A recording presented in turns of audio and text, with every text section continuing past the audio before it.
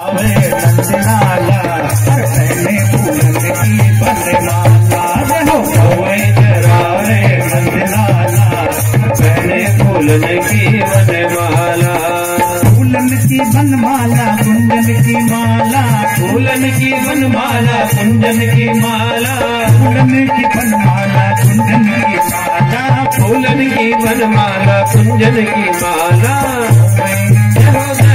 फिर भूल गया भैया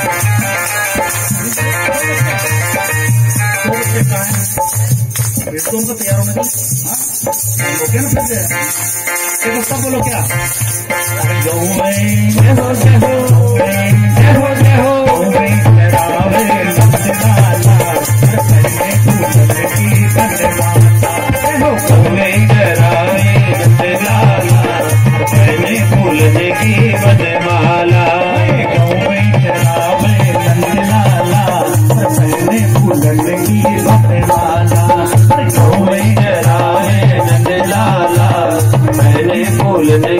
बनमाला वन में जाए चरावे गैया बैठ गए वो कदम की छैया वन में जाए चरावे गैया बैठ गए वो कदम की छैया वन में जाए चरावे गैया बैठ गए वो कदम की छैया वन में जाए चरावे गैया बैठ गए वो कदम की छैया बैठ गए वो कदम की छैया बैठ गए वो कदम की छैया तो क्या हुआ ले आई जय हो ले आई जय हो ले आई छाछ पे कुंज बाला ले आई छाछ पे कुंज बाला फूलन की बनमाला ले आई छाछ पे कुंज बाला पहले फूलन की बनमाला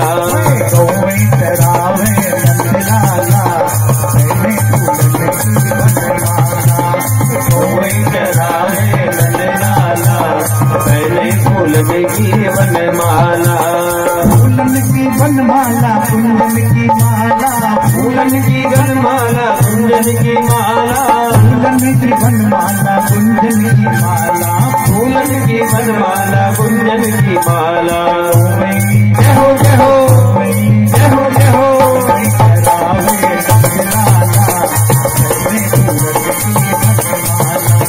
गैया चराए नंदलाला पहले फूलन की बनमाला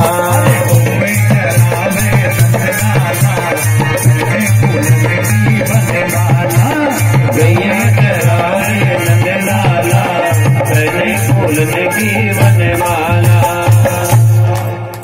बोलो राधे राधे भाव से बोलो राधे राधे। तो भगवान श्याम सुंदर ने क्या किया गौ चरण की लीला की है कि गौएं चरावे नंदलाला और पहले फूलन की बनमाला।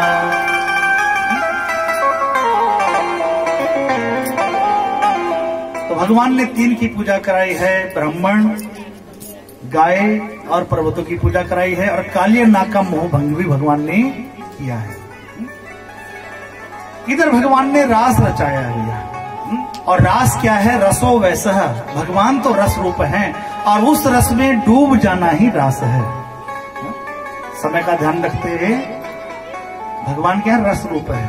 देखो आप दुनिया के गीत हैं कितनी बार सुनोगे एक बार सुनोगे दो बार सुनोगे तीन बार सुनोगे एंड में बोर हो जाओगे। लेकिन भगवान की जो कथा है इसे आप कितनी बार सुनते हो लेकिन आज तक कहीं बोर नहीं हुए। भगवान के भजन है भगवान का नाम है राम नाम कितनी बार सुनते हो लेकिन कोई बोर नहीं होता है। प्रेम से उधर राधे राधे भाव से बोल दो पीछे वाले बोल दो जिनके हाथ नहीं उल्टी उठा लो भैया ये मौका बार बार नहीं मिलेगा। अच्छा देखो हाथ क्यों उठाया जाता है? आपने देखा जो अपराधी होता है ना अपराधी जैसे चोर है डाकू है चोर है डाकू है यदि वह सिलेंडर कर देता है तो भैया पुलिस भी उसके अपराध को क्षमा कर देती एक बार में है ना उसको सजा नहीं थी। अगर ये वह हाथ नहीं उठाता तो शूट आउट भी हो सकता है? तो अपराधी हम सब भी तो अपराधी है ना बोलो इस संसार में आए हैं, जेल में बंद है। संसार भी एक जेल है और इस जेल में हम सब बंद हैं। तो हम सब कौन हैं? अपराधी है ना। तो इसलिए हाथ उठाते रहो ठाकुर जी को, एक बार बोलो राधे राधे। तो भगवान ने रास रचाया है और उस रास में भगवान शंकर भी पधारे हैं। कि रूप गोपी का सुंदर सजा के चले हैं भोला रास देखने, कि मुखड़ा घूंघट में अपना छिपा के चले हैं भोला रास देखने। भगवान शंकर भी रास देखने वहां पर गए हैं। और कैसा वेश बनाया भगवान ने? गोपी का वेश बनाया है। और भगवान शंकर का नाम पड़ गया गोपीश्वर महादेव। बोलो गोपीश्वर महादेव की। आज भी वृंदावन में भगवान शंकर को साड़ी पहना, चुनरी पहना जाती है इत्यादि। इधर कंस ने अक्रूर जी को भेजा कि कृष्ण और बलराम को धनुष की बांध लिया हो ताकि मैं उन्हें आसानी से मार डालूं। और अक्रूर जी कृष्ण और बलराम को लेकर के आ गए। और जब अक्रूर जी कृष्ण और बलराम को लेकर के आए तो भगवान ने वहां पर क्या किया? मथुरा जी में रजक नाम का धोबी है, उसका उद्धार किया है। ठीक। दूसरा एक दर्जी है, दर्जी ने भगवान के कपड़े सी दिए तो भगवान ने उसको ही भक्ति का वरदान दिया है। तीसरा एक श्रीदाम नाम का माली है, उसने भगवान को माला पहना दी, भगवान ने उसे भक्ति का वरदान दिया है। आगे कुब्जा जो भगवान को चंदन लगाना चाहती है, लेकिन भगवान को चाहा तो मैं इनको चंदन लगाऊं, कंस को चंदन लगाती थी। भगवान समीप चले आए, कहने लगे सुंदरी क्या तुम हमें चंदन लगा दोगी? तो उसने मन में सोचा कि आज तक सबने मुझे कुब्जा कुब्जा कहा है, कुबड़ी कुबड़ी कहा है, लेकिन सुंदरी कहने वाला कौन? ये तो साक्षात लगता है भगवान ही है। क्योंकि भगवान को जो संबंध है वह शरीर से नहीं, वो हमारी आत्मा से है। और आत्मा सदैव सुंदर ही रहती है। जैसे राम जी जब सबरी के पास पहुंचे तो सबरी को पता क्या कहा है कि कह भामिनी सुन मोरी बाता। उसे क्या कहा? भामिनी शब्द का है। भामिनी किसे कहते हैं? 16 साल की कन्या को। क्या सबरी 16 साल की थी? जो 10,000 सालों से प्रतीक्षा कर रही थी, जरा उसकी कंडीशन कैसी होगी? चमड़ी सूख गई थी, सारा मांस सूख गया था, केवल हड्डियों का ढांचा मात्र बची थी। लेकिन भगवान ने उसे भामिनी शब्द कहा है क्योंकि भगवान का जो संबंध है वो चमड़ी से नहीं, आपकी आत्मा से है। दूसरे का हाँ प्रभु मन तो कर रहा आपको चंदन लगा, लेकिन आप समीप तो आओ। भगवान समीप आए, चंदन लगाने लगी तो भगवान ने कहा ठोड़ी पर नहीं लगाना है, माथे पर लगाना है। तो उसने कहा प्रभु क्या करूं? क्योंकि नजर केवल ठोड़ी तक जा रही, कुब्जा हो ना कुबड़ी हो। भगवान ने कहा चिंता मत कर, हमने अच्छे कोबड़े ठीक कर दी है। तो तू कौन से खेत की क्या है? गाजर है।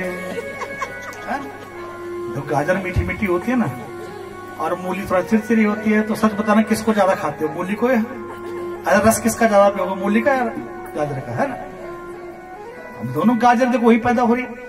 तो भगवान ने उसके एक पैर पर अपना पैर रखा, कुल्ले पर हाथ रखा, ठोड़ी पर हाथ रखा, एक झटका दिया, कुब्जा बिल्कुल सीधी। वह तो भैया प्रसन्न होकर नाचने लगे हुए, कहा कि प्रभु सेवा का अवसर दो। भगवान ने कहा चंदन जल्दी देंगे। इधर भगवान आगे गया तो कंस का एक धनुष जिससे भगवान ने तोड़ डाला, आधा धनुष लेकर के भगवान चल दिए कहा? कंस के अखाड़े की ओर। अखाड़े के एक द्वार पर एक हाथी खड़ा कर रखा, कुबलिया पीड़ित नाम का हाथी। उसे शराब पिला रखी है कि जैसे कृष्ण बलराम आए उनको कुचल के मार डाले। लेकिन भगवान तो सीधे बीच में से होते हुए भाग करके हाथी की पूंछ पकड़ ली। अब हाथी बेचारा कन्या को पकड़ने चक्कर लगाए, वो बेचारा वहीं बेहोश हो गया। इधर उसके दांत तोड़ के भगवान पहुंचे कहा? कंस के अखाड़े में। वहां सल तो चारों मुश्किल 4 पहलवान तैयार हैं, चारों को धराशायी कर दिया।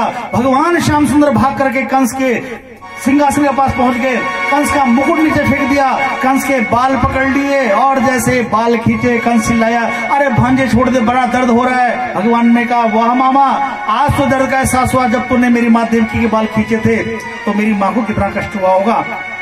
आप तेरे पापों का घड़ा भर चुका है, आज तुम बचने वाला नहीं है। भगवान ने कंस के बाल पकड़े, नीचे फेंक दिया सीढ़ियों से, और जैसे सीढ़ियों से नीचे फेंका, भगवान श्याम सुंदर जाकर उसकी छाती पर चढ़ गए और धे घूसा और कंस को उठाया और एक बड़े पत्थर पटक दिया।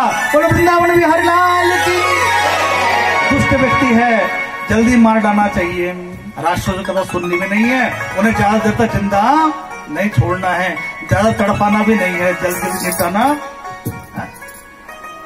इधर वसुदेव देव को कारागृह से मुक्त कराया और भगवान श्याम सुंदर विद्या अध्ययन के लिए कहां चल दिए? सांदीप ऋषि के आश्रम में गए और सांदीप ऋषि के आश्रम में जाकर उन्होंने 64 दिनों में 64 विद्याएं भगवान ने सीखी है। 64 दिनों में 64 विद्याएं भगवान ने सीख ली हैं।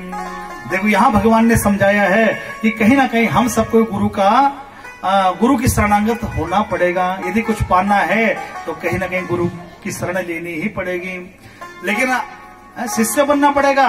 लेकिन आज तक शिष्य नहीं मिलते आजकल सीधे गुरु ही मिलते हैं, चेले नहीं मिलते आजकल, जो सीधे गुरु जी मिलते हैं। आपको एक घटना बताऊं कि एक बार एक चेला गुरुजी के पास गया, गुरुजी से सीखने लगा, वे रहने लगा आश्रम में, लेकिन था बड़ा आलसी। एक दिन बारिश होने लगी तो गुरुजी ने कहा, बेटा एक काम, जो गाय हैं बछड़े हैं उनको अंदर गौशाला में बांध दो। तो बैठा बैठा कहने लगा, गुरुजी आप तो बंधन खोलने की बात करते हो, लेकिन आप ही बांधने का काम कर रहे हो, छोड़ो क्या बांधना, कोई बात नहीं, छोड़ो रहने दो। आप तो हमेशा दूसरों के बंधन खोलते, जो मुंह में पड़ा उसके बंधन खोलते, आप बांधने की बात करते हो, रहने दो गुरुजी। इधर गुरुजी भी समझ गए ये चेला नहीं है तो साथ साथ गुरु ही मिला है भैया, जो उल्टा जवाब दे ये गुरु ही मिला। थोड़ी देर पश्चात गुरुजी ने कहा, देखना बेटा बाहर बारिश रुक गई कि नहीं रुकी। तो चेला बेचारा वही बैठे बैठे आलस में बोला, गुरुजी टेंशन मत लो, ये सामने बिल्ली आ रही ना, इसे छू लो, गिल्ली होगी तो बारिश हो रही है, नहीं हो रही तो सूखी होगी तो बारिश रुक गई है। खैर गुरुजी बेचारे सीधे साधे। रात को लेट के लैंप जल रहा है तो गुरुजी बातें करते करते गुरुजी को नींद आने लगी। तो गुरुजी ने कहा, एक काम करो बेटा, लैंप बुझा दे। अंधेरे में नींद आती है लेकिन उजाले के कारण नींद नहीं आ रही है। तो चेले ने कहा, गुरुजी टेंशन मत लो, चादर ओढ़ लो, लैंप बुझा ही समझो, रजाई ओढ़ लो, लैंप समझ बुझ ही गया। गुरुजी भी समझ गए तो पक्का कहना ही बेकार है। अगले दिन भैया टपकेश्वर कॉलोनी से कोई भक्त आए और काजू की बर्फी का डिब्बा लाए और गुरुजी के हाथ से सबको बांट खाना बुलाया। चेले को, बेटा जल्दी आओ प्रसाद ले लो। इतना सुनते चेला दौड़ा दौड़ा आया, कहने गुरुजी मैंने आपकी 3 आज्ञा नहीं मानी, लेकिन अब चौथी नहीं मानूंगा तो बहुत बड़ा पाप लगेगा। तो खाने का टाइम था ना असली, तो बड़ा सुंदर बड़ा अच्छा चेला था। आजकल चेले नहीं मिलते, गुरु ही मिलते हैं भैया, गुरु जी को उल्टा सिखा देते हैं। तो भगवान ने यहाँ पर बताया है कहीं ना गुरु का सानिध्य हम सबको लेना ही चाहिए। इधर भगवान वापस आए और जब वापस आए तो जरासंध ने क्या किया, आक्रमण कर दिया, मथुरा जी पर आक्रमण कर दिया, चढ़ाई कर दी, बहुत विशाल सेना लेकर के इधर भगवान पहुंचे नाना के पास, उग्रसेन के पास। नाना जी आज तो सर्दी का मौसम है, गाजर का हलवा खाने का मन कर रहा है? लेकिन नाना जी चिंता में बैठे थे। नाना जी कुछ नहीं बोला, कुछ नहीं कहा नाना जी। कन्हैया ने पूछा, नाना जी चिंता में क्यों, बात क्या है? तो उग्रसेन जी ने बताया कि तुम्हारे जो मामा है कंस, उनका ससुर जरासंध बहुत बड़ी सेना लेकर आक्रमण कर रहा है और हमारे पास तो सेना है भी नहीं, वह तो लगता है मथुरा पर कब्जा कर लेगा।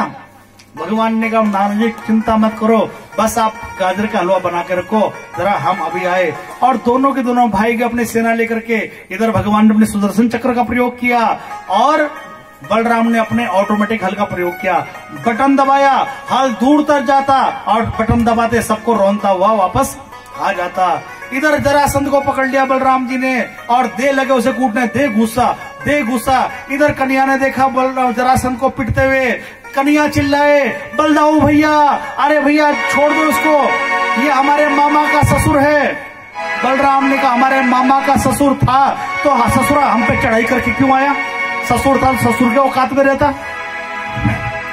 तो कन्हैया ने कहा, बलदाऊ भैया छोड़ दो, क्योंकि ये जाएगा सारे असुरों को इकट्ठा करके लाएगा और हम क्या करेंगे, यहीं बैठे बैठे असुरों को मारते रहेंगे और नाना जी के हाथ का हलवा भी खाते रहेंगे। 17 बार उसने चढ़ाई की है, 17 बार मुंह की खानी पड़ी है। 18वीं बार क्या हुआ, उसने ब्राह्मणों को बिठाया, ब्राह्मणों मैंने सुना तुम्हारे मंत्रों में बड़ी ताकत है, यदि मैं जीत गया तो तुम सबको माला माल कर दूंगा, लेकिन अगर हार गया तुम सबकी मुंडी साफ। आप बेचारे ब्राह्मण घबराए, भगवान की स्तुति करने लगे कि कृष्णाय वासुदेवाय हरे परमात्मने प्रणतः क्लेशनाशाय गोविंदाय नमो नमः। भगवान की स्तुति करने लगे और भगवान ब्राह्मणों की बहुत लाज रखते हैं, कदम कदम पर भगवान ब्राह्मणों की बात को रखते हैं। ये ब्राह्मण तो समझ लो भगवान के द्वारपाल हैं, है ना? ठीक है। ये विप्र प्रसादाधरणी धरोहम विप्र प्रसादा कमला ब्रोहम विप्र प्रसादम अजिताजितो